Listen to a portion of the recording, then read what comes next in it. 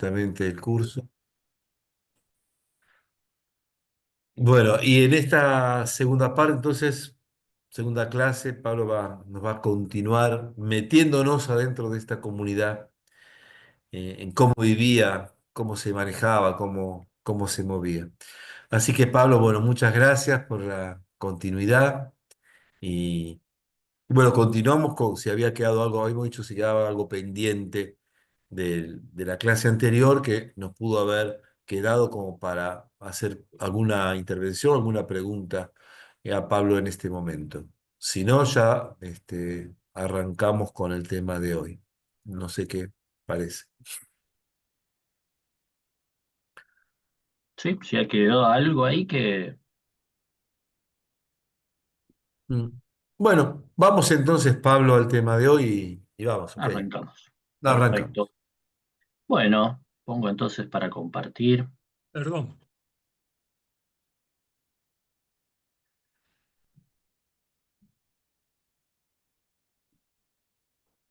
No sé si alguien... sí, quería hacer adelantarme para un detalle.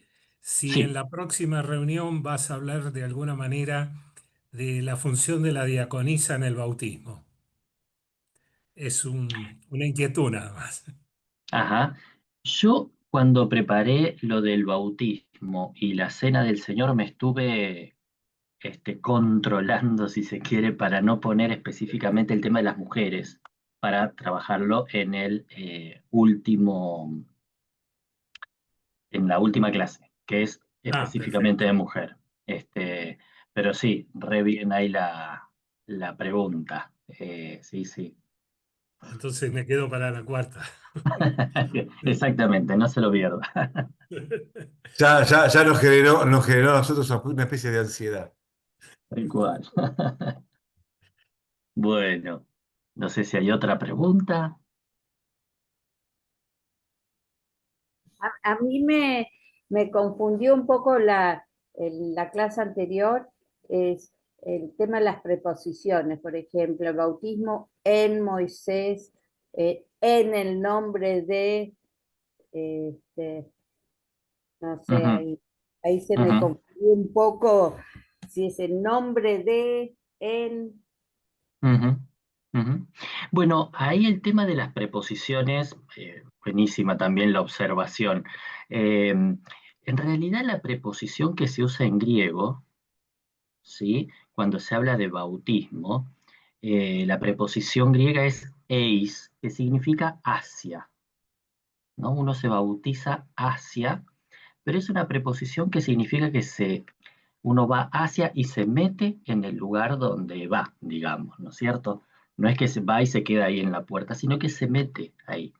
Eh, entonces el bautismo para nombrarlo en el griego, ¿no? Para nombrarlo y entenderlo era bautizarse hacia, o sea, meterse hacia, introducirse en, ¿no? Acuérdense que bautizo era, o bapto era sumergirse, qué sé yo, y baptizo era mucho más fuerte. Entonces habían puesto esta idea de bautizarse hacia, es una forma de nombrar también, ¿no? Nosotros hoy, en español, poner me bautizo hacia, no es nuestra forma de nombrar el evento, ¿no? Sino que más decimos me bautizo en el nombre de, ¿sí? Pero supongo que era esto lo que yo quise decir la vez pasada, tu pregunta, Silvia, ¿no? Eh, Esta idea de remarcar que cuando uno se bautizaba iba hacia y se introducía ahí, en Moisés, en la nube, en el mar, ¿no? No sé si era eso más o menos lo que, ¿sí? sí, gracias, gracias, Pablo. Estos son los problemas que tenemos cuando traducimos, ¿no? Que tenemos que pasar de una forma de entender a otra forma de entender, ¿no? Una forma griega, si se quiere, griego-semítica, a una forma nuestra occidental. Bárbaro. Bueno, no sé si hay otra duda. Sí, nos arrancamos entonces con el tema de este encuentro que tiene que ver con, yo le puso uno de los nombres que tiene, ¿no? El nombre que aparece en Primera Corintios, la Cena del Señor. Eh, Fíjense que busqué no poner el típico cuadro de la Cena del Señor, ¿no? El que conocemos en donde están todos ordenaditos de un lado de la mesa, los 12 discípulos con Jesús parece que estuvieran listos para la foto, ¿no? En una mesa toda muy limpita, en un ambiente todo muy pulcro, eh, que es, yo creo, la imagen que tenemos, ¿no? Fíjense cómo esa interpretación de la última cena nos quedó en la imagen de ese modo. Sin embargo, también es bueno recordar que en la edad, no me acuerdo de cuándo era este cuadro, pero más o menos ahí de Da Vinci, ¿no? De Tintoretto, que es este cuadro. Fíjense ustedes la, la cena del Señor, la última cena en este cuadro, ¿eh? Es totalmente otra cosa, ¿no? Un ambiente más de taberna, si se quiere, más oscuro, ¿no? Un poco más desordenado.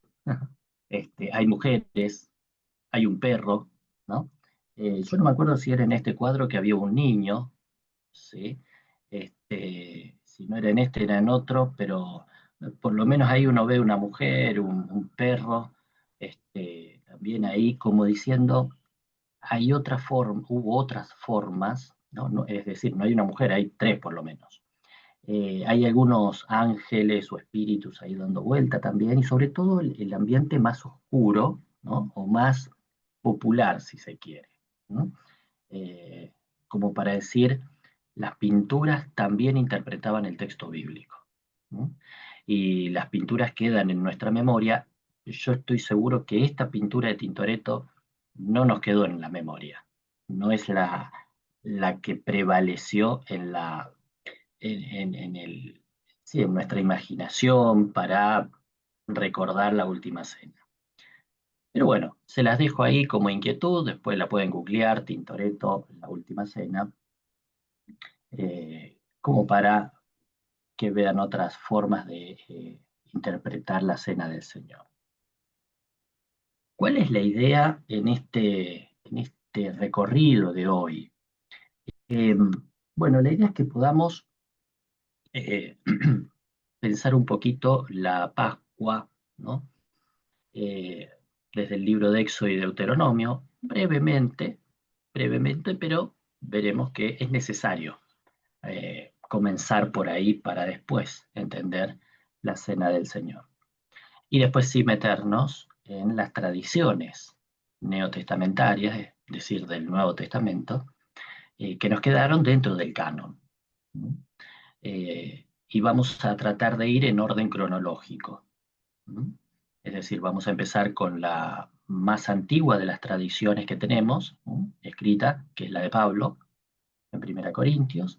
Luego seguiremos con los evangelios, más o menos en el orden cronológico que entendemos que fueron apareciendo o siendo escritos.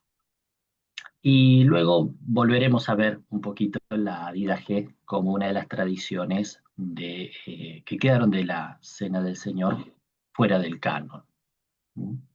Eh, Fíjense ustedes que tanto en el bautismo como en la Cena del Señor, lo que vemos es una pluralidad de comprensiones del evento, ¿no? Del ritual o del momento ese, de esa memoria. Eh, no estamos tratando de hacer una síntesis, sino de buscar la riqueza en la diversidad de aproximaciones que vivieron y en que celebraron ese momento. Nosotros decimos que tenemos que regresar un poquito hacia la memoria del Éxodo, ¿no? Porque cuando Pablo cuenta sobre la Cena del Señor en 1 Corintios 11, muy posiblemente esté recordando lo que fue la cena, la última cena antes de salir de Egipto, del pueblo hebreo antes de salir de Egipto, ¿no? Eh, y sobre todo tres tres conceptos que quedaron en esa última cena, que tienen que ver con la sangre, el pan y la memoria. Esto lo vamos a ver ahora con los textos del Éxodo, por ejemplo. Fíjense, yo les marqué en rojito un poco estos, donde aparecen estos conceptos. Hablen a toda la congregación de Israel, diciendo que el 10 de este mes cada uno tome para sí un cordero, subrayo cordero también, como para que lo tengamos en cuenta, en cada casa paterna, un cordero por familia. Tomarán parte de la sangre y la pondrán en los dos postes y en el dintel de las puertas de las casas en donde lo han de comer. Yo he hecho un recorte, ¿no? Fíjense, pasé del 3 al 7 y del 7 al 13. La sangre les servirá de señal, la sangre del sacrificio del cordero, ¿verdad? La sangre les servirá de señal en las casas donde estén. Yo veré la sangre y en cuanto a ustedes pasaré de largo.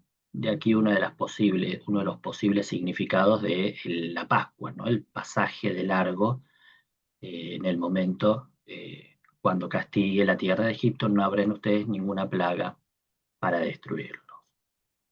Habrán de conmemorar este día, lo habrán de celebrar como fiesta al Señor a través de sus generaciones. Lo celebrarán como estatuto perpetuo, 7 días comerán panes sin levaduras. Fíjense que lo que marqué aquí son los elementos que aparecen, ¿no? Como que después se trasladan y Pablo los va a tomar. Sangre, ¿sí? Eh, la Pascua, por supuesto, y la memoria, ¿no? Eh, en el Deuteronomio, es decir, en el relato que casi es paralelo al Éxodo, en otra tradición que cuenta de otra forma o forma parecida al Éxodo, la salida de Egipto, dice, guarda el mes de Abib y celebra la Pascua del Señor tu Dios, porque en el mes de Abib el Señor tu Dios te sacó de Egipto de noche. Sacrifica para el Señor tu Dios la víctima de la Pascua, de las ovejas o de las vacas. Yo por eso les marqué el cordero. ¿Sí? El cordero está dentro de una tradición.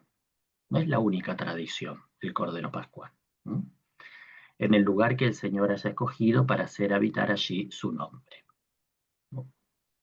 No comerás con ella ninguna cosa que tenga levadura. Durante 7 días comerás con ella pan sin levadura, pan de pobreza, para que te acuerdes todos los días de tu vida del día en que saliste de la tierra de Egipto, pues con prisa saliste de la tierra de Egipto. Entonces fíjense que sí repite el tema del pan. Acá hay dos fiestas juntas, ¿no? La fiesta de la Pascua en sí, de la salida, y lo que era una fiesta de los panes sin levadura, otra fiesta, pero después con el correr del tiempo se juntaron en una sola fiesta y quedaron eh, como una sola fiesta, ¿no? Y el tema de la memoria, tanto Éxodo como Deuteronomio remarcan esta preocupación por sostener una memoria, ¿no?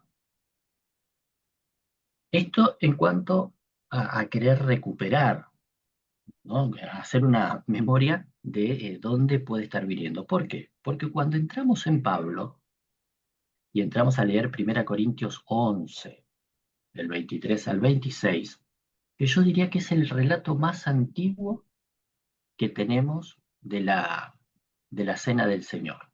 ¿Mm?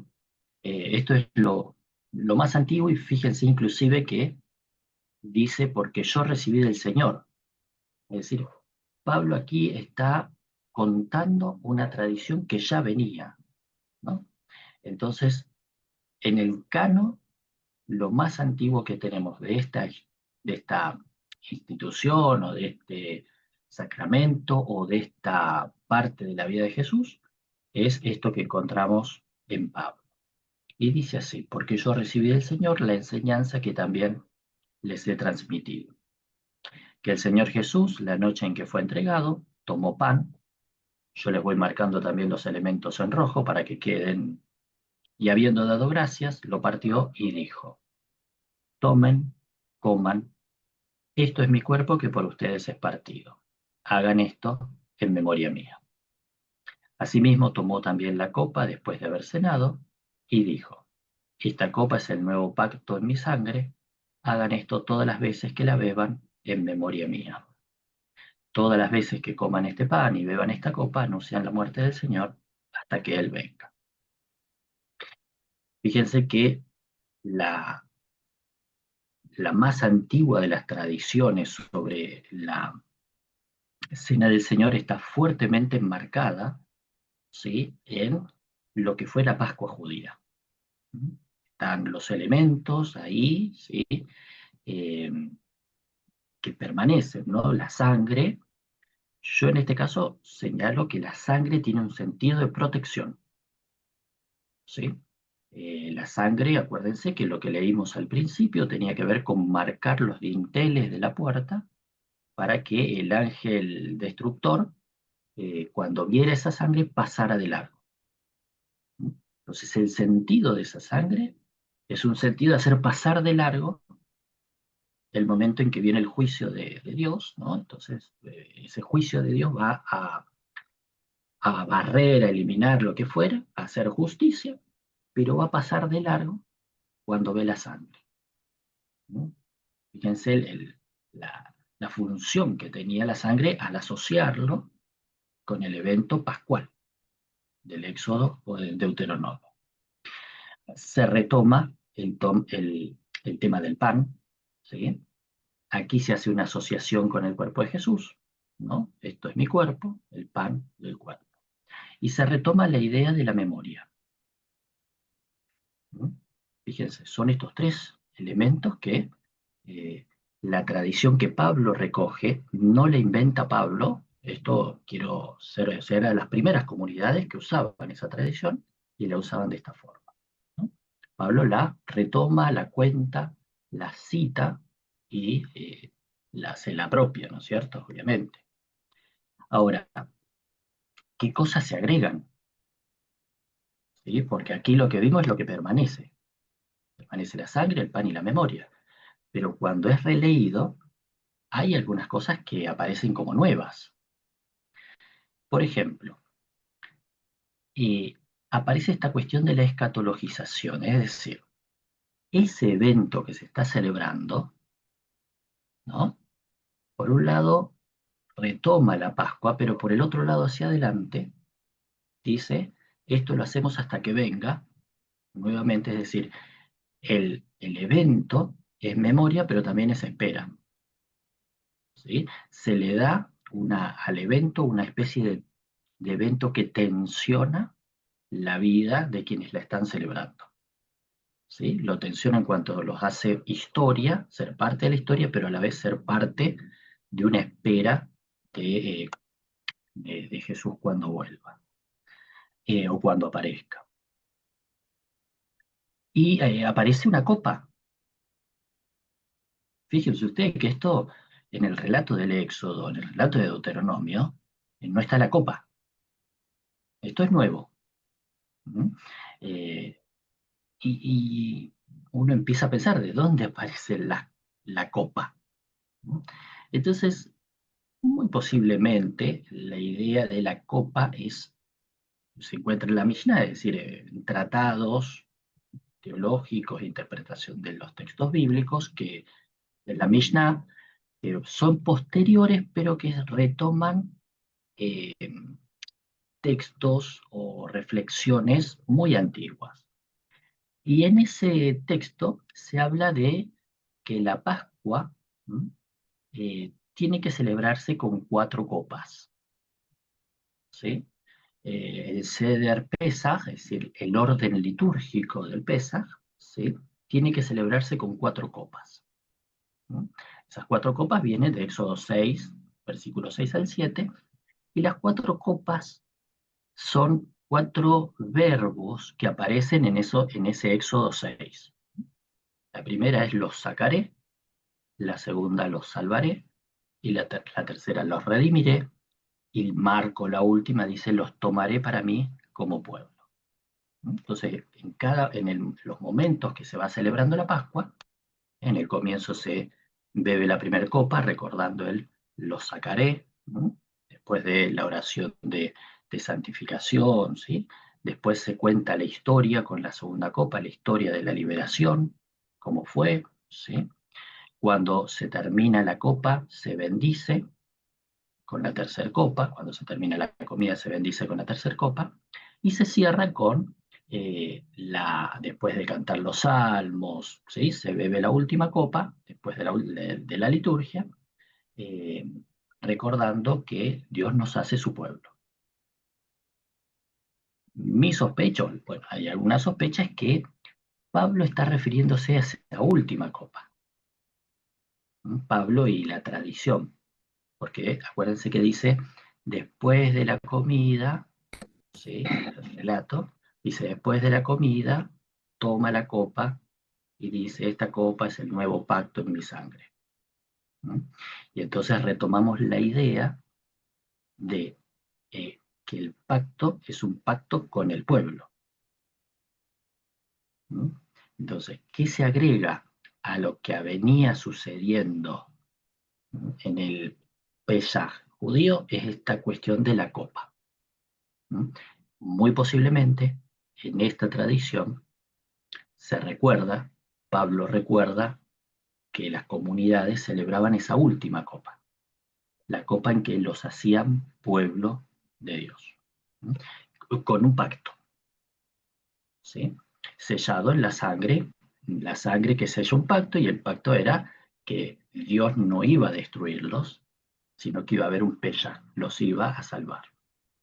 ¿Bien? Esta es un poco la primera idea, ¿no? Dentro de esta primera Perdón, idea, en el Pesaj actual, ¿siguen existiendo estas 4 copas con este sentido? entendería que sí.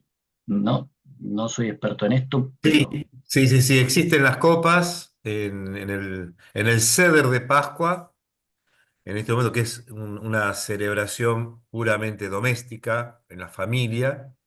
Las 4 copas siguen estando a lo largo de toda la celebración, más o menos como Ah, estaba en el sí, Seder. sí, sí. Gracias. ajá, bien. Este, otra cosa que quiero notar de esta primer forma de celebrar la Cena del Señor. Fíjense que dice, esto es mi cuerpo que por ustedes es dado. Es decir, en esa comprensión lo que se da es el cuerpo, ¿eh? Y es dado por ustedes, es decir, por los que estaban reunidos ahí. Interesantemente, en 1 Corintios no se sabe quiénes estaban reunidos ahí. Por eso yo comencé con el texto, con el cuadro de Tintoretto. Tintoretto percibió muy bien eso, ¿no? Si ustedes se fijan, permítanme volver atrás. Fíjense, este es el texto de 1 Corintios, ¿sí? Fíjense que yo les marqué ahí, esto es mi cuerpo que por ustedes es partido. Es el cuerpo el que es partido por los que estén ahí. Pero en ningún lugar, ¿sí?, va a decir quiénes están ahí. ¿Mm? Esto es muy interesante porque, según esta tradición, el cuadro de Tintoretto encaja perfectamente. Podría haber mujeres, podría haber niños, podría haber perritos, no importa, ¿sí? No es la comprensión que tiene el cuadro de Da Vinci. ¿Mm? Pero vamos a ver qué es otra comprensión. ¿Se entiende, no? Yo marco entonces, en la tradición, el cuerpo dado por ustedes, ¿no? Es el cuerpo lo que se da a los que están participando ahí. ¿Cuántos son? ¿Quiénes son? No sabemos.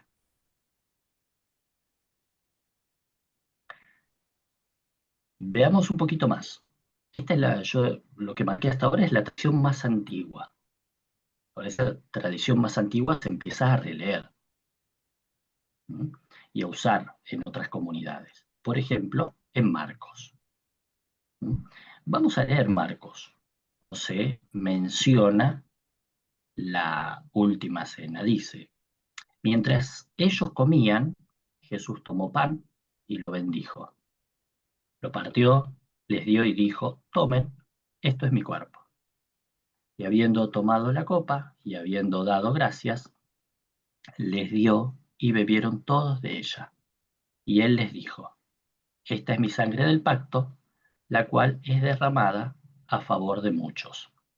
De cierto les digo que no beberé más del fruto de la vid hasta aquel día cuando lo beba de nuevo en el reino de Dios. Fíjense que ya nos empiezan a aparecer algunos elementos nuevos, ¿m? Algunas relecturas, ¿sí?, del texto que había aparecido en 1 Corintios. Entonces, muy posiblemente la comunidad marcana esté releyendo estas cosas. Yo les marqué en rojo y veamos un poquito. Uno de los cambios, me parece, más interesantes, más fuertes, ¿sí?, es que lo que está en favor o que se derrama no es el cuerpo, sino la sangre. Acá hay un cambio rotundo, cambio de comprensión muy fuerte. Para la tradición paulina, lo que es dado por ustedes, dice, es el cuerpo. En Marcos ya el cuerpo dice: esto es mi cuerpo y nada más. ¿Sí? Y después dice: esto es mi sangre derramada en favor de muchos. ¿Sí? Aparece un cambio también en el día. No es la sangre derramada por ustedes, sino muchos. Como si Marcos estuviera revisando que ese momento no es solamente para los que están ahí, sino que se va a extender a algo indefinido, que es muchos. ¿No? Y muchos es lo contrario de pocos. ¿Sí? Es una verdad de perogrullo, pero siempre que narrativamente encontramos una palabra, tenemos que pensar que puede estar, a qué se opone, porque lo que se opone puede ser una referencia a lo que está enfrente.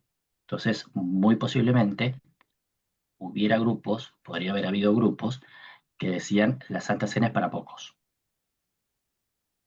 Entonces, esta tradición en Marcos está diciendo: esta sangre es derramada en favor de muchos. Marco también o señalo que en Marcos desaparece la idea de memoria. Acá hay un cambio fundamental también, porque pareciera ser que se está desarraigando del relato de Éxodo.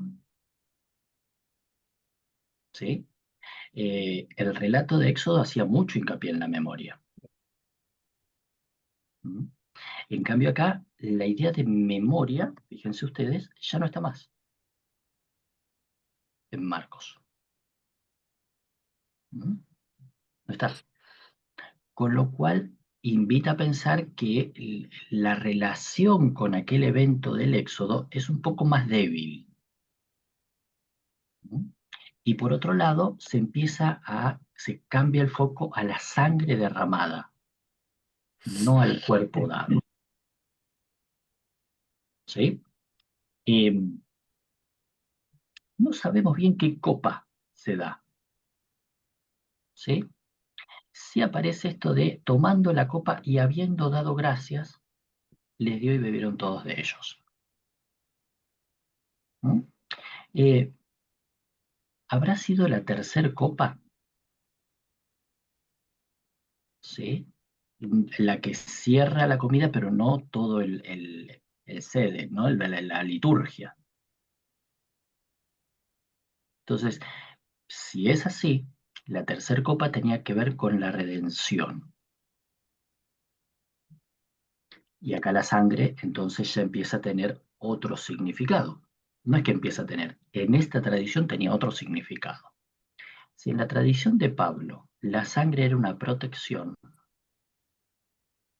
y esa protección formaba un pacto que los hacía pueblo nuevo, en esto la sangre ya es derramada tal vez para redención. ¿sí? Espero no estarlos perdiendo, porque hay muchas cosas que se van releyendo, ¿no? Que se van cambiando de a poco. Esto es Marcos, el más antiguo de los evangelios. ¿Mateo lo leyó exacto? La verdad que no. Cuando Mateo lee a Marcos, fíjense, introduce algunos cambios súper interesantes. Leamos Mateo. Mientras ellos comían, Jesús tomó pan y lo bendijo, lo partió y lo dio a sus discípulos y dijo: tomen, coman, esto es mi cuerpo. Tomando la copa y habiendo dado gracias, les dio diciendo: beban de ella todos, porque esto es mi sangre del pacto, la cual es derramada para el perdón de pecados para muchos. Pero les digo que desde ahora no beberé más de este fruto de la vid, hasta aquel día cuando lo beba nuevo con ustedes en el reino de mi Padre. Fíjense que nos aparecen algunos cambios. Por ejemplo, se agrega el tema de, ¿qué decía Marcos? La sangre es derramada para muchos. Mateo le agrega para perdón de pecados. ¿Mm? Con lo cual ya Mateo le da a esa sangre un valor expiatorio, ¿Mm? Que no estaba en las otras tradiciones, por lo menos no estaba en la de Pablo. Ya aquí nos salimos casi completamente de la idea de la Pascua en Éxodo y Deuteronomio. ¿Mm? Porque la sangre de Éxodo y Deuteronomio no tenía un valor de perdón de pecados, ¿no? Sino de pesaje, de pasar por alto, ¿sí? Mateo ya aquí tiene un cambio y le da a esta sangre otro valor. Obviamente el cuerpo no es lo que es dado, en Mateo tampoco, ¿sí? Será la tercera copa también, entonces, que tiene que ver con la redención, ¿sí? Con redimir. Y Mateo, bueno, lo señalo, tampoco aparece la cuestión y la idea de la memoria. Eh, Veamos Lucas, a ver qué hace Lucas, porque Lucas se pone súper interesante. Dice: cuando llegó la hora, se sentó a la mesa y con él los apóstoles, y les dijo: cuánto he deseado comer con ustedes esta Pascua antes de padecer, porque les digo que no comeré más de ella hasta que se cumpla en el reino de Dios. Luego tomó una copa y, habiendo dado gracias, dijo: tomen esto y repártanlo entre ustedes, porque les digo que desde ahora no beberé más del fruto de la vid hasta que venga el reino de Dios. Entonces tomó pan y, habiendo dado gracias, lo partió y les dio diciendo: esto es mi cuerpo que por ustedes es dado. Hagan esto en memoria mía, o en memoria de mí. Asimismo, después de haber cenado, tomó también la copa y dijo: esta copa es el nuevo pacto en mi sangre, que por ustedes se derrama. Ustedes ya están notando que hay algo nuevo en esto, ¿sí? Que tiene que ver con que en Lucas aparecen dos copas, ¿sí? Aparece una copa antes de comer, ¿sí? Y una copa después de comer. Es decir, Lucas retoma la idea de esa copa del fin, que nos hace pueblo, que nos hace, ¿sí? Un pacto, retoma Pablo, pero agrega una copa más, o tiene en cuenta la copa del comienzo, que tenía que ver con una oración, ¿sí? Yo creo que acá aparece mucho la idea de la importancia que tiene en Lucas la oración. Eh, entonces entra esta primer copa que no tiene un significado en la tradición de Éxodo y Deuteronomio, obviamente que no, porque no están las copas, ¿sí? Pero que no tiene un significado más que de la bendición del evento. Entonces, antes de la cena del Señor hay que tomar la copa de bendición. Y después se inicia la liturgia, ¿no? Fíjense que yo lo que les estoy diciendo o proponiendo es que lo que hace Lucas, al ser muy paulino, es retomar la tradición que había en las iglesias paulinas. Pero a la vez, como Lucas está leyendo a Marcos, también toma la tradición de Marcos. ¿Mm? Entonces, si se fijan ustedes, ¿sí? Lo que es dado, ¿sí? En Lucas es el cuerpo, fíjense el versículo 19, pero también la sangre. ¿Mm? Lucas pareciera que no toma la idea de Mateo de sangre redentora. ¿Mm? No dice para perdón de los pecados. Entonces en Lucas hay un retomar dos tradiciones. ¿Bien? Tanto la tradición paulina, eso es lógico en Lucas, pero también retomar o considerar cómo celebraban las tradiciones marcanas. ¿No? Esto es Lucas. Hasta aquí tenemos más o menos algunas tradiciones. Fíjense que hemos considerado Pablo, otra tradición que es Marcos, otra tradición que es Mateo y otra tradición que es Lucas. ¿Mm?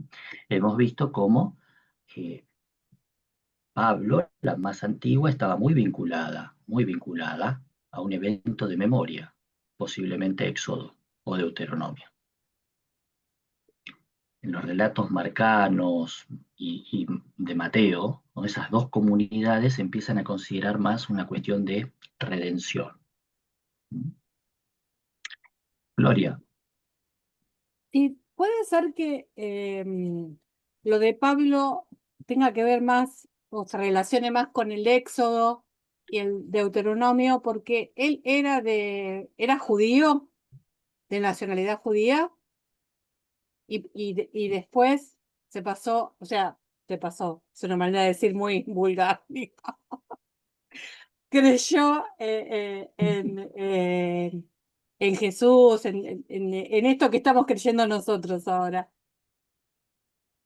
Casi, casi decís se convirtió, pero te frenaste. Claro. Qué bueno.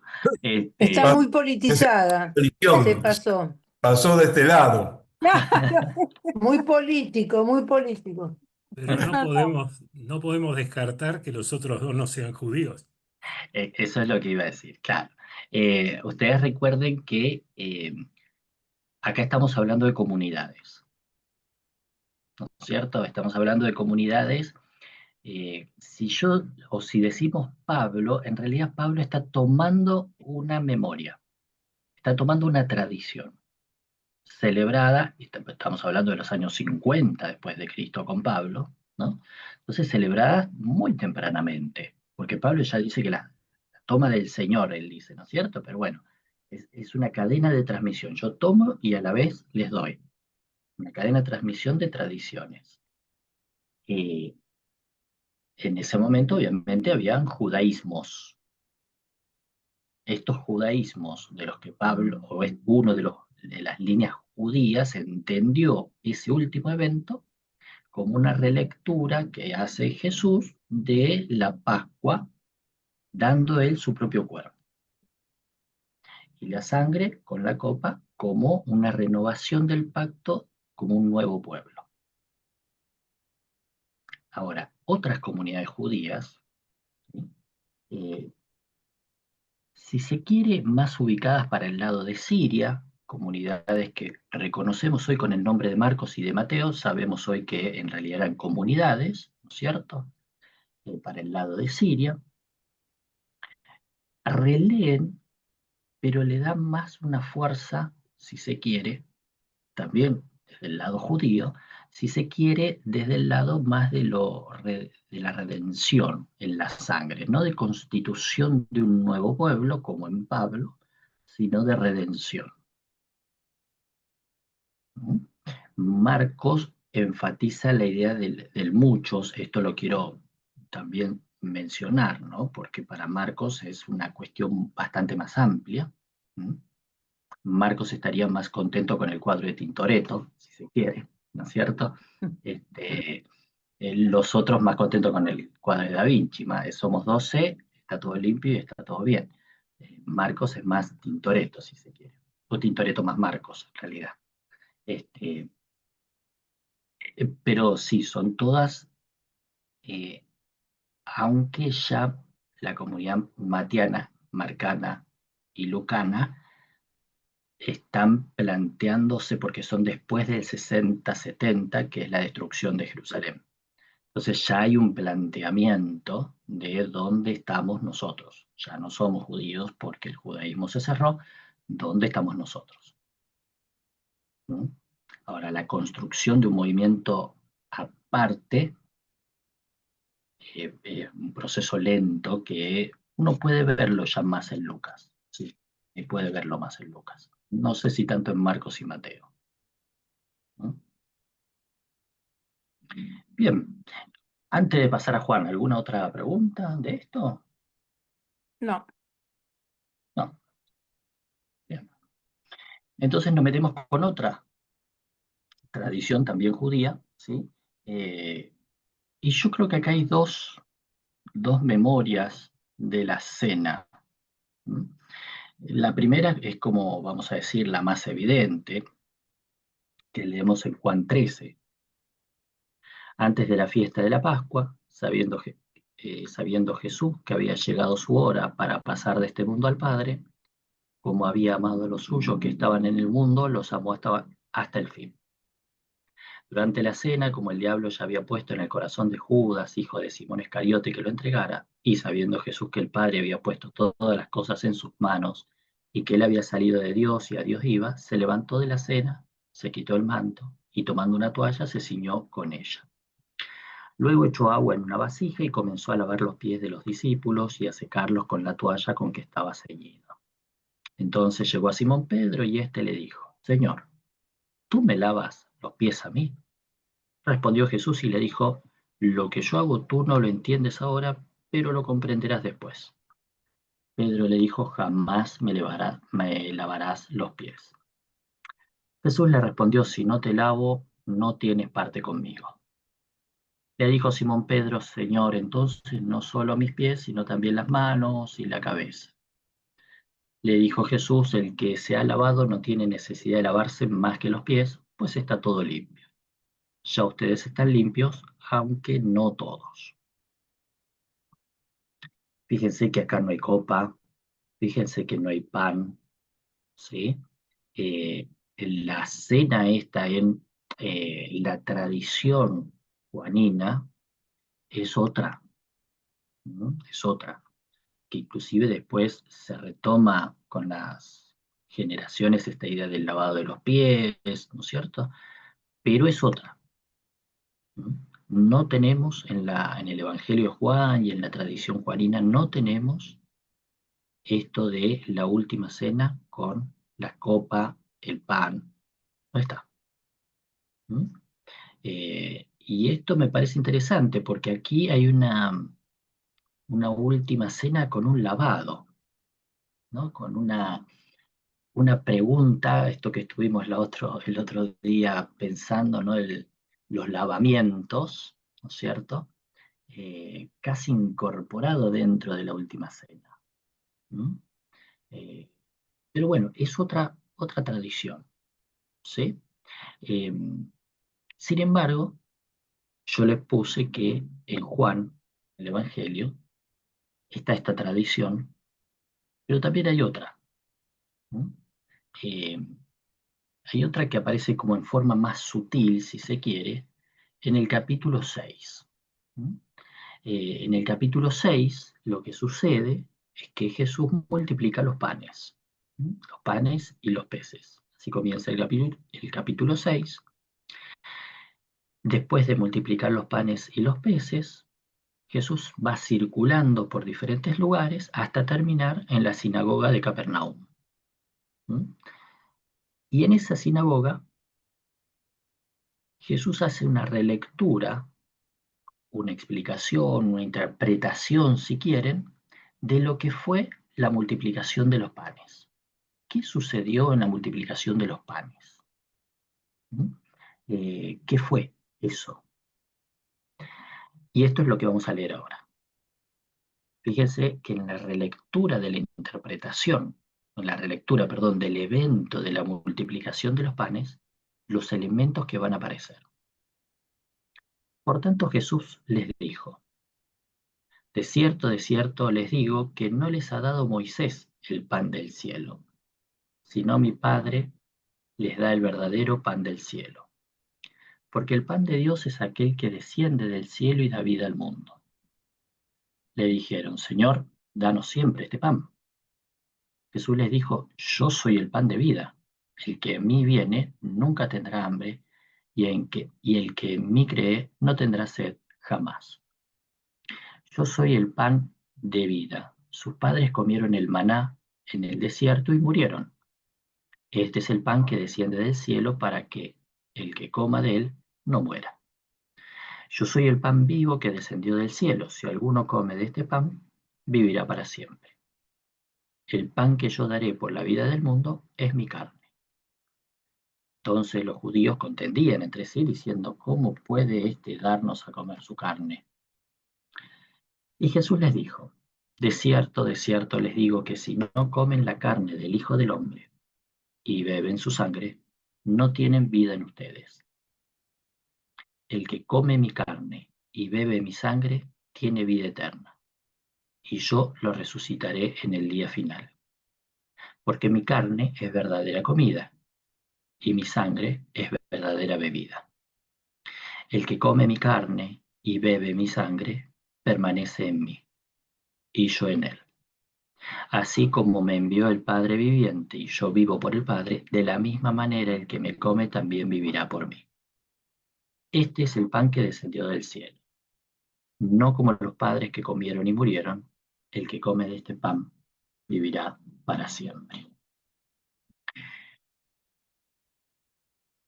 Para muchos, yo estoy dentro de estos que piensan así, la última cena en el Evangelio de Juan se da no como última cena, sino como la multiplicación de los panes. ¿Sí? ¿Por qué? Porque después que Jesús multiplica los panes y los peces, hace todo este discurso. ¿Sí? Entonces, explica lo que sucedió en la multiplicación de los panes con: esto es mi cuerpo, esto es mi sangre. Aparece el tema de la sangre, fíjense que aparece sin demasiada explicación, porque estaba explicando lo de los panes. ¿Vieron? Es decir, lo de los panes tiene un asidero en el evento que hizo Jesús de multiplicar panes y peces. Tiene un asidero. Lo de la sangre aparece directamente. Entonces, ¿qué está haciendo la comunidad juanina? Está marcando una diferencia y está diciendo: pareciera ser que para nosotros hubo una última cena, que fue cuando Jesús lava los pies a los discípulos. Pero la cena en la que Jesús explica que su cuerpo es el pan de vida, su sangre es la sangre de vida, se da en la multiplicación de los panes. ¿Mm? Con lo cual, hay una cuestión teológica muy novedosa en la comunidad juanina. Y es pensar que la cena del Señor es una cena sumamente abierta. No se dio solamente con sus discípulos. ¿Mm? Por eso cuando Jesús explica o interpreta, más que explicar, interpreta lo que sucede en la multiplicación de los panes, dice, todo aquel que come mi cuerpo. Ya no hay discípulos solamente, ya no hay apóstoles solamente, sino que es una extensión mucho más grande. ¿No? Entonces, aquí ya hay una forma de comprender la cena no como última cena, sino como cena que puede aparecer en cualquier momento y que está abierta, como comensalía, abierta para todos los que tienen hambre. ¿Mm? Eh, esta doble cena en Juan, en la comunidad juanina, se sale profundamente de la tradición Marcos o de la tradición que Pablo rescata. ¿Sí? Y se sale no solamente por correr el lugar de la cena del Señor, sino también por relacionarlo con otro evento del Éxodo. Ya no es la Pascua el momento que Jesús recuerda para interpretar su pan, su cuerpo como pan, sino el momento del maná. ¿Sí? Entonces, con esto refuerza la idea, ¿sí?, de que el maná está dado para todos, ¿no?, como la multiplicación de los panes. ¿Sí? En la tradición que toma Pablo, las comunidades paulinas, ¿sí?, están ubicadas en el momento de la liberación. ¿Sí? Entonces, lo que no queda demasiado en claro, si se quiere, es de dónde saca la comunidad juanina la idea de la sangre, ¿no?, para interpretar el evento de la comida, ¿sí?, del pan y de la sangre. Esto para mí es una novedad muy grande, ¿sí?, muy grande, o muy diferente, no muy grande, diferente a las otras tradiciones. Porque si bien Marcos, Mateo, Lucas se separan un poco, ¿no?, sacando la idea de memoria, pasándolo más del cuerpo, lo pasan a la sangre, ¿no?, no dejan de tener el formato, si se quiere, de una cena pascual. ¿Bien? La comunidad juanina esa cena pascual la traslada totalmente. ¿Mm? Lo otro, fíjense que la tradición paulina, la cena, tiene un anuncio escatológico.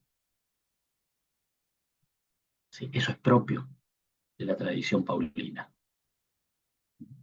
Ese evento escatológico, después las otras tradiciones lo retoman diciendo no beberé de esto hasta que lo beba de nuevo. ¿Sí? Lo retoma, pero no con la idea de hasta que Él venga. En Juan ese evento escatológico desaparece.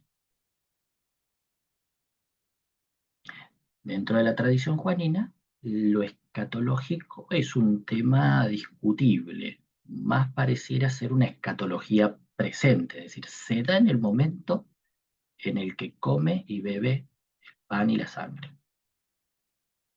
En ese momento se da lo escatológico, si se quiere, es decir, el que come y bebe esto, vive para siempre. ¿Sí? De donde después, claro, hubo grupos gnósticos que salen de los movimientos juaninos, diciendo nosotros ya estamos salvos, ya estamos en el reino de Dios, ¿cierto? Con esa escatología presente. Pero, fíjense, la cena del Señor se desescatologiza, si se quiere, en la tradición juanina. Bien, Y vamos a la última de las tradiciones que ya no la encontramos en el texto canónico, ¿no? Pero que les dije la otra vez el bautismo y recupero ahora la idea de la didaje, recordando un poquito que la didaje posiblemente haya sido un, un es- para algunos fue un escrito eh, judío que no pre-cristiano, digamos, pre-Jesús, eh, que después se le agregan algunos elementos que, digamos, que lo cristianizan, ¿no? Que lo cristologizan. Fíjense entonces, les vuelvo a marcar en la cena del Señor aparece en el capítulo 9, 10 y 14. Yo marqué en el 9 nomás unos versículos. Dice, referente a la Eucaristía, al tomar la copa, dad gracias de esta manera. Te damos gracias, Padre nuestro, por la santa viña de David, tu siervo, la que nos diste a conocer a nosotros por medio de Jesús, tu siervo. A ti la gloria por los siglos. Luego, sobre el trozo de pan. Te damos gracias, Padre nuestro, por la vida y el conocimiento que nos diste a conocer por medio de Jesús, tu siervo. A ti la gloria por los siglos. Como este fragmento estaba disperso sobre los montes y reunido, se hizo uno, así sea reunida tu iglesia de los confines de la tierra en tu reino. Porque tuya es la gloria y el poder por Jesucristo por siempre.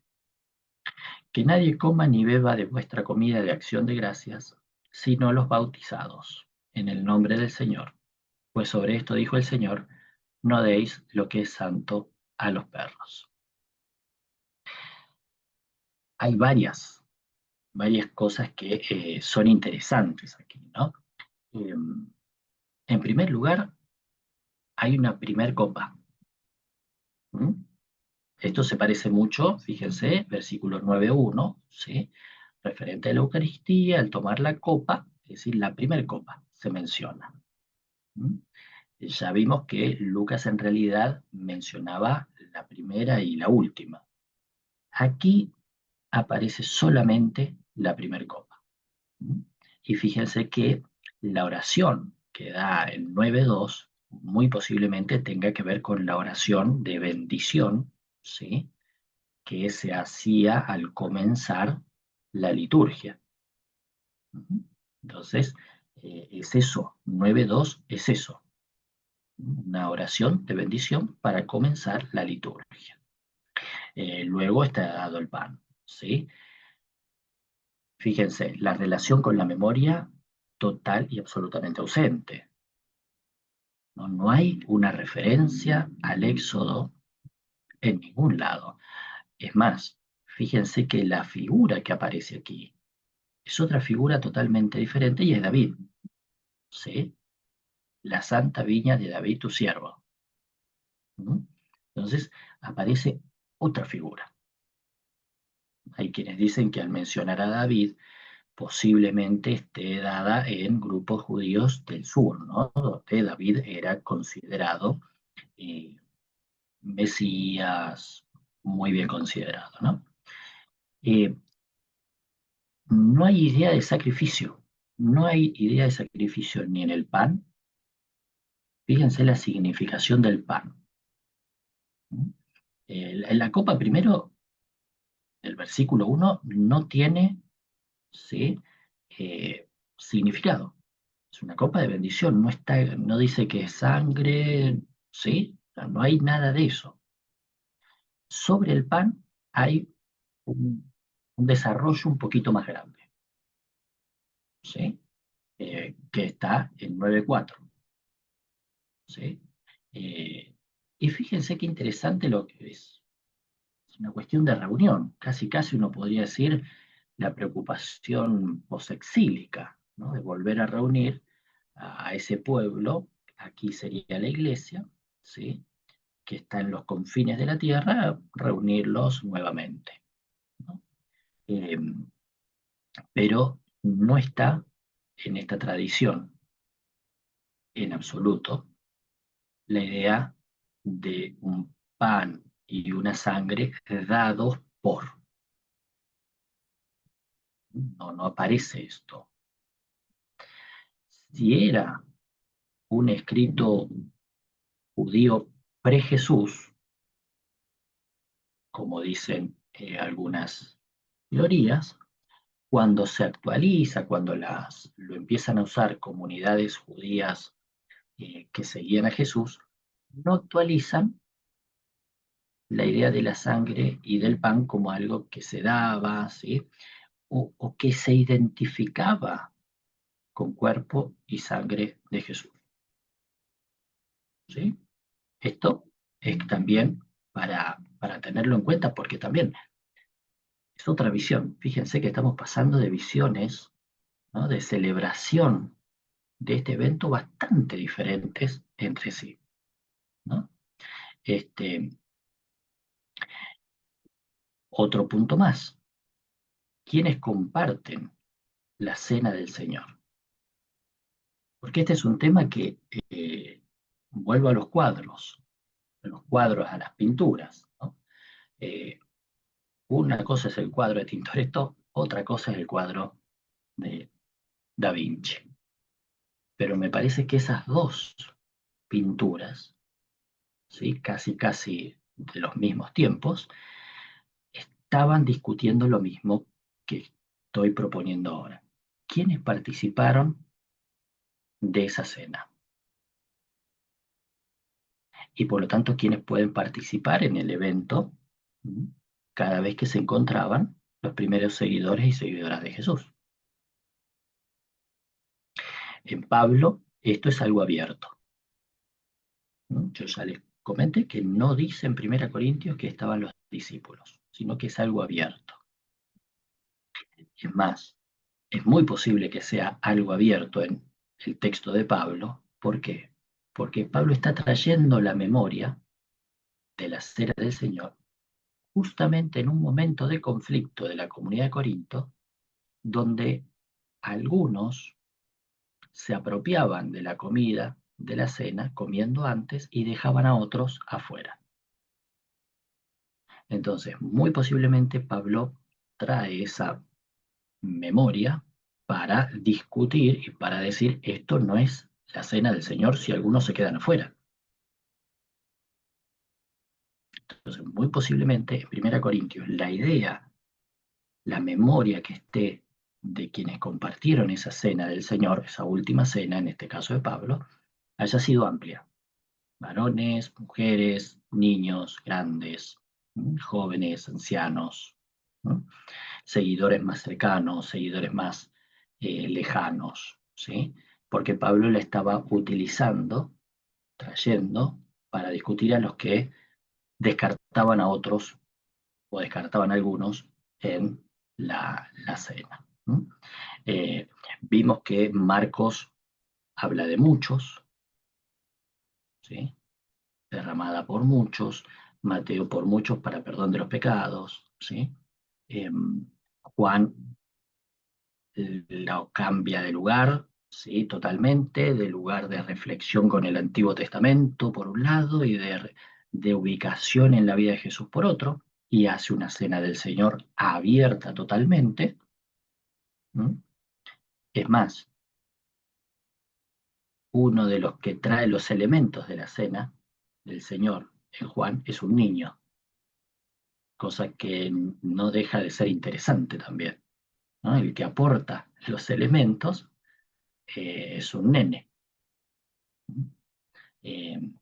Entonces, finalmente la Didache cierra un poco el círculo, ¿sí?, limitándolo solamente a los que habían sido bautizados. Con esta reflexión, fíjense, no den a los perros, no den lo que es santo a los perros. ¿Sí? Entonces ahí hay un cierre del círculo de quienes podían compartir.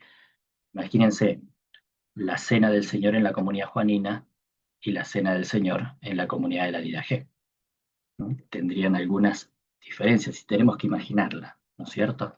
La Didache sería más el cuadro de Da Vinci, Juanina sería, o Paulina, sería más el cuadro de Tintoretto, ¿sí? En la cena del Señor. Bien, hasta por aquí entonces, bueno, este pequeño recorrido, rápido recorrido, y en todo caso abrimos ahora a preguntas, a dudas. Vi que habían puesto algo en el chat, pero... Ah, está bien. Este, Pablo, a la Didache no habría que recordarle lo que dijo la Sirio-Fenicia la Ciro-Fenicia de Juan. las miguitas que caen de la, Ah, sí, sí. ¿En qué sentido? A ver, contá un en poquito. el sentido de que la idea de Juan es mucho más amplia que solamente el bautismo como único camino para entrar en la iglesia. Claro, ahí va, sí, sí, sí, sí. Bueno, posiblemente el texto, si es cierto que era un texto pre-Jesús, la Didache, Mm. eh, y que fue readaptado.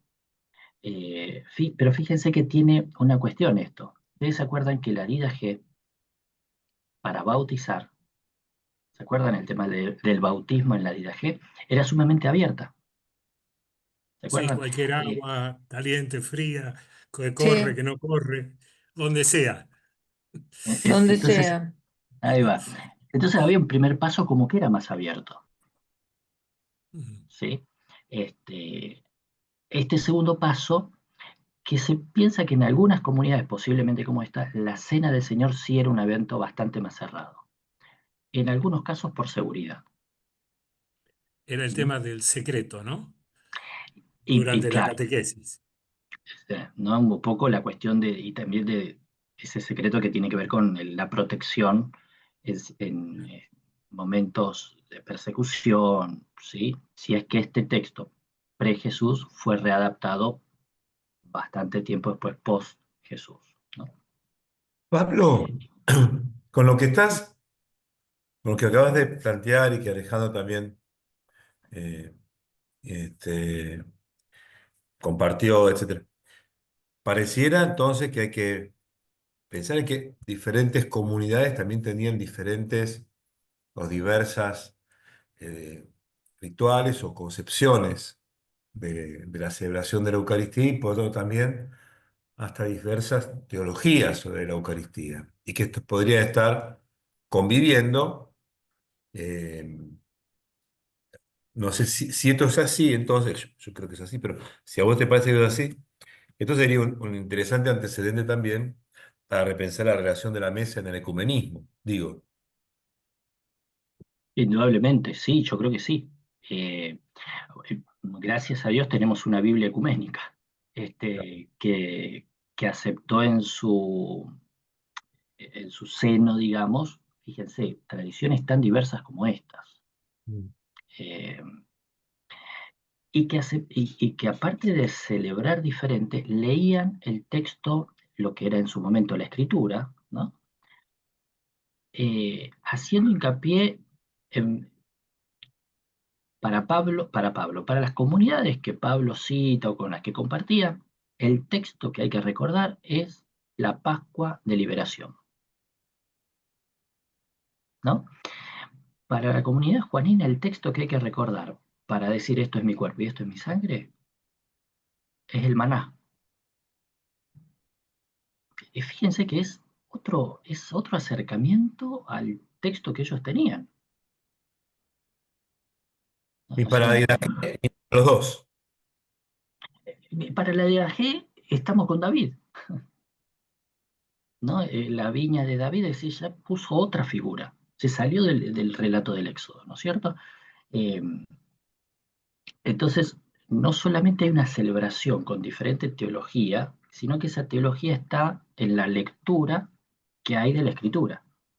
En diferentes momentos de la historia, toman diferentes... No, es interesante para salir un poco de una teología que sea unívoca o que sea este, una teología única, ¿no? Digo, Ujú, a mí Me gusta ver lo que pasa en las tradiciones del siglo primero, segundo, cómo hay una diversidad que convive y por ahí después, tácate, se unifica todo y muchas cosas quedan afuera. Bueno, nada, como para repensar, ¿Sí? entre otras cosas, la unidad de la mesa. Así se recompuso la unidad del bautismo en las iglesias cristianas históricas, ¿no?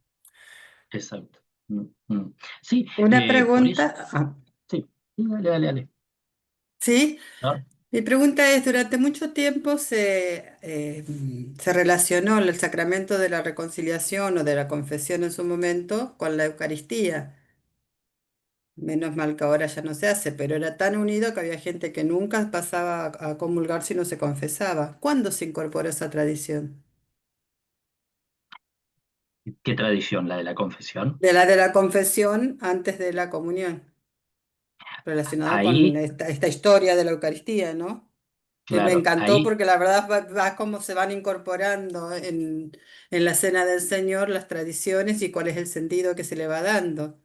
mm, ahí no te puedo ayudar, Norma, Ay, porque porque me encantó el tema, porque yo no, digo, bueno, no vamos más conozco, allá, ¿qué es lo que No, hizo que se uniera una tradición con la otra? brevemente puedo decir lo siguiente. Lo que estamos viendo es que originalmente los sacramentos centrales de la comunidad eran bautismo y Eucaristía. ujú, Quiere ujú, decir que lo otro no se celebre, pero no como sacramento en el mismo nivel de bautismo y Eucaristía. ¿M? O Ah, sea, la gente mira. se podía casar, pero no era considerado sacramento tal como nosotros lo consideramos hoy.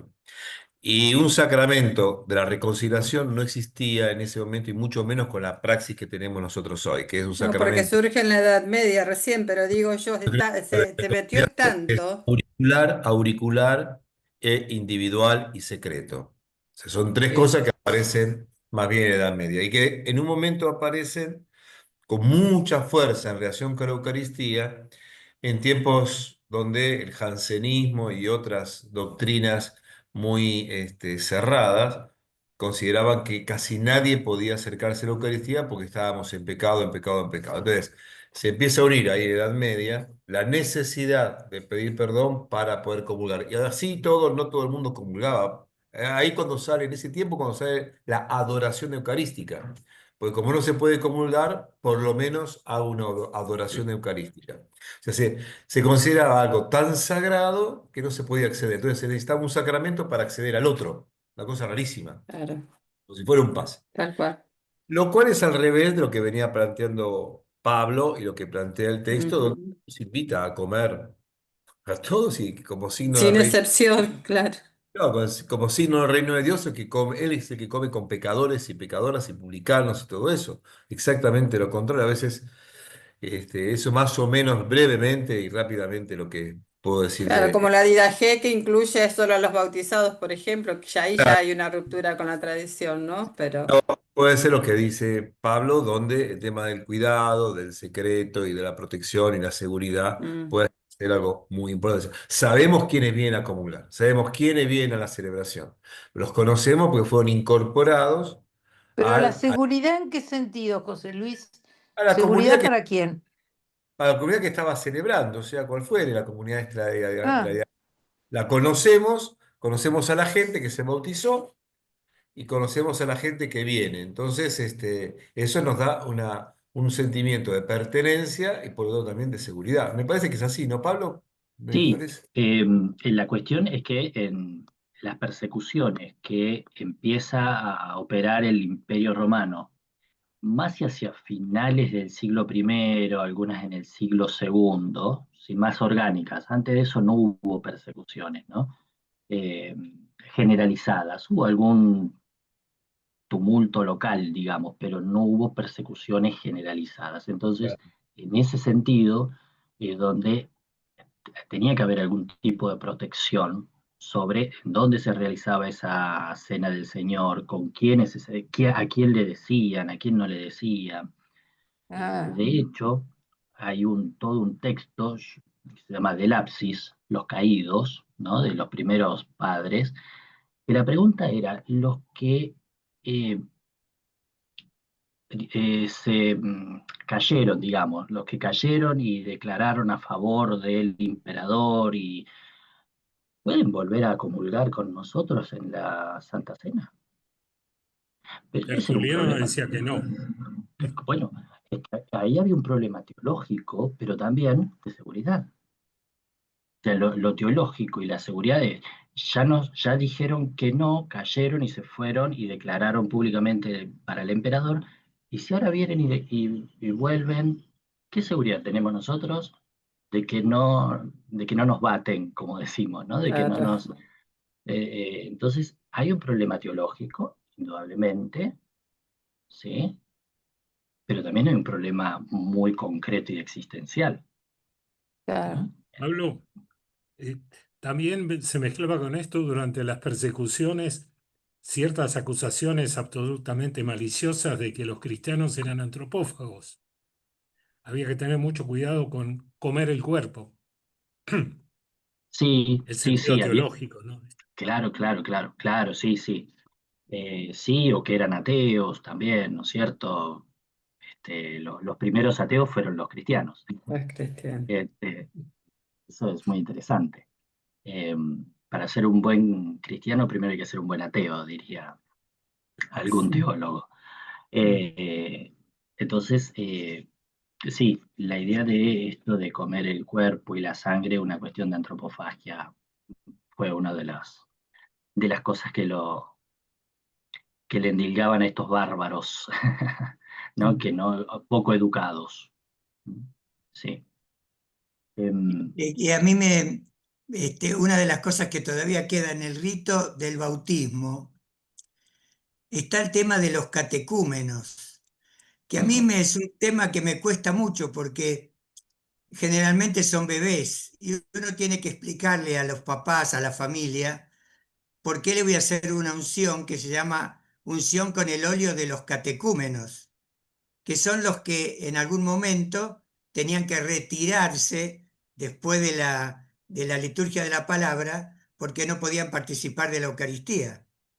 Ujú. Y eso quedó en el rito del bautismo y a mí me cuesta bastante tratar de explicar qué significa que un bebé o una persona es un catecúmeno hoy día, porque todavía no está integrado a través del bautismo, ¿no? A la vida de la iglesia. Bueno, claro, ahí prevaleció una de las teorías del primer siglo, que sería la G, ¿no? Claro, No la de Juan. claro. Claro. Pero también, por eso, a mí el tema del arte me importa mucho y por eso comienzo con el cuadro de Tintoretto. En el arte también había teología reflexionando sobre quiénes podían participar, ¿sí? Por Claro. eso el cuadro de Tintoretto es profundamente revolucionario, ¿sí? Y el cuadro de Da Vinci es profundamente conservador, ¿no? Sin embargo, ¿qué imagen nos quedó en la cabeza? ¿Sí? Es el cuadro de Da Vinci.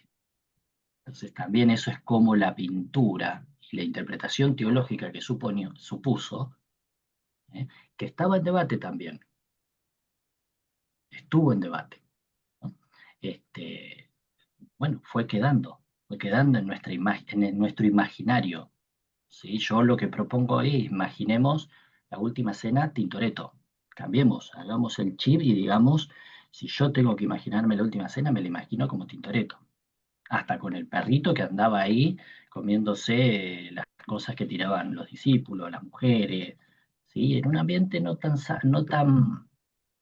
pulcro, ¿no? Pulcro, tan Porque, religioso. claro, claro, el de Da Pero eso Vinci es todo. prácticamente no aparece en la vida ordinaria de la iglesia, nunca apareció lo de Tintoretto. No, claro. Pero No, igualmente está, no sé si no está en una iglesia, no sé dónde está en la pintura, no sé.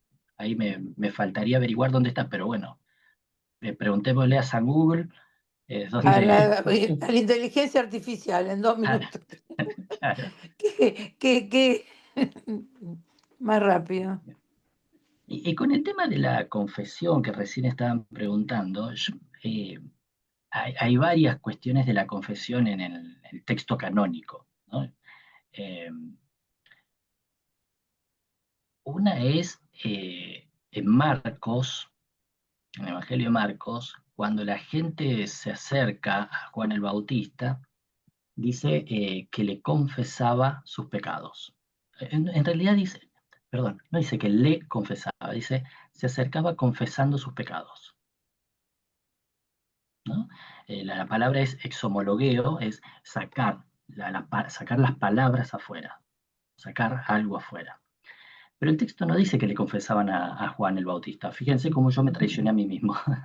El texto no dice que iban y le confesaban a Juan el Bautista, ¿no? Yo siempre me imaginaba una filita de gente esperando para confesarle a Juan, y después que se confesaba, Juan los bautizaba. Y en realidad el texto no lo dice así, ¿no? Uno puede imaginárselo de otra forma. El texto da porque dice confesaban sus pecados. Pero en nuestra liturgia actual existe Está. existe eso, la liturgia actual nuestra. Sí, Nosotros, sí, en el inicio de la liturgia, pedimos perdón de nuestros pecados y largamos el yo. claro. No El decís cuáles, Señor ten piedad. no decís cuáles son, claro, pero confesamos los pecados. Yo confieso ante Dios Todopoderoso que he pecado mucho de pensamiento, palabra. Confesás. Yo confieso, es absolutamente explícito. Yo confieso ante Dios Todopoderoso Antiguos. que he pecado mucho de pensamiento, palabra. Es una confesión pública de Claro. los pecados. No decís cuáles son, pero Ujú, es una confesión pública de los pecados. ujú. Sí, este es todo otro curso, ¿no? La confesión, porque también uno tiene la confesión en Santiago. Sí, Sí, Es sí. tremenda. La confesión en Santiago es confiésense los pecados unos a otros. sí. Imagínense Terrible. llegar a nuestras comunidades y decir, gente, hoy nos vamos a confesar los pecados unos a otros. El Mm, primero que levanta la mano y pregunta es, ¿soy yo? Y digo, ¿todos? claro. ¿Todos, todos? De hecho, la vida religiosa continuó esa tradición. Los De confesarse. consagrados tienen, claro, sí, sí, Dios santo. sí, Pero sí. entre mujeres, imagínate lo que puede llegar a ser. No, no te creas, los varones tenemos también algunos. Sí, pero la disimulan más. Bueno, no sé Bien. si hay que hacer Muy alguna interesante. Sí, más. el cuadro está en un monasterio benedictino en San Giorgio Maggiore, Venecia, Sí, el Mira, de la última cena de Tintoretto. sí, tenemos que ir a tremenda ver. iglesia. Hay que ir Tenemos que a ir a ver. Venecia. Hay que Bueno, viajar a Italia. peregrinación a Venecia. Yo voy a Venecia y les traigo fotos. No, no, todos, en Dulce Montón, para confesar los pecados ahí. Claro, vamos como viajes egresados. Exacto. Bueno, Bien, bien. Muy si no hay más, interesante. entonces siendo ahora. Bueno, gracias, Pablo. Muchas gracias, Gracias, excelente Bueno, Muchas reunión. gracias, gusto, un muy Pablo. gusto, interesante. La semana gusto. que viene. Muy bueno. Nos vemos la semana, ahí va. Que estén muy Gracias. bien. Gracias.